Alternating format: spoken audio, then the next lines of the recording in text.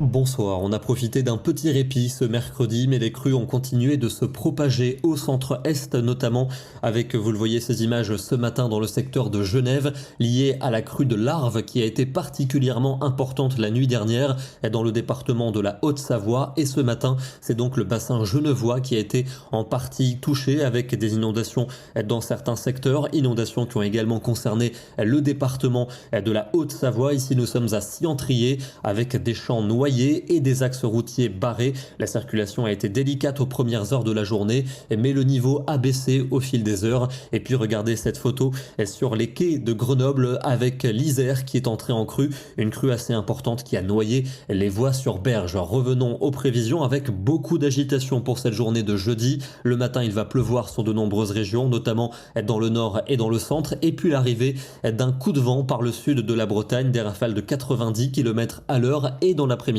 ce coup de vent lié à la dépression Frédérico va s'enfoncer entre la Bretagne, les Pays de la Loire, le Poitou, le centre, le Massif central, avec des rafales de 70 à 90 km à l'heure dans les terres, 110 pour les hauteurs auvergnates. Notez aussi beaucoup de pluie au nord et à l'est de la Seine que l'on va retrouver en soirée, avec le coup de vent qui se décalera du centre de la France en direction des Vosges et du Jura, des rafales encore comprises entre 80 et 90 km à l'heure. Voici la zone la plus menacée par ce coup de vent généré par la dépression Frédérico. Globalement, toutes les régions allant de la Bretagne et de la Vendée jusqu'à la Franche-Comté et jusqu'à l'Alsace. Soyez prudents, on va avoir en général des rafales de 80 à 90 km à l'heure localement, et des pointes à 100 seront possibles. Les températures matinales restent douces avec déjà entre 13 et 16 degrés près de l'océan, et pour l'après-midi la douceur s'impose encore. On aura 14 degrés pour le bassin parisien, 17 à Clermont-Ferrand, 22 à Perpignan, mais c'est quand même très frais près des frontières du Nord, seulement 9 degrés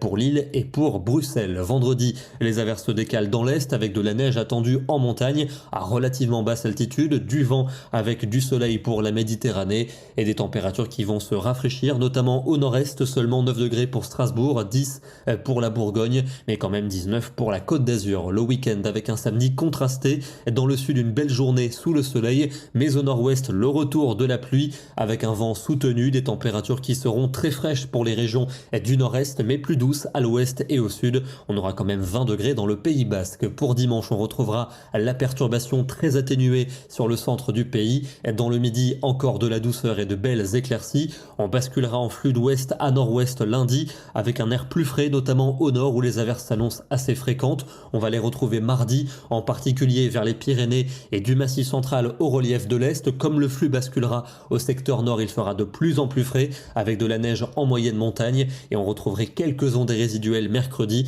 principalement vers les reliefs, avec des flocons en montagne et une fraîcheur à peu près de saison, moyenne de 10 degrés pour le nord et de 12 pour le sud. On va terminer avec une magnifique photo du côté de Genève, avec aujourd'hui la crue de l'Arve que l'on observe sur la droite de la photo, et on voit très bien que ce cours d'eau qui vient de la Haute-Savoie prenait le dessus sur le Rhône, dont la crue était beaucoup moins importante et dont les eaux étaient bien plus limpides que celles du cours d'eau au Savoyard. Demain, nous serons le jeudi 16 novembre et nous fêterons la Sainte Marguerite. Bonne soirée à tous et à demain.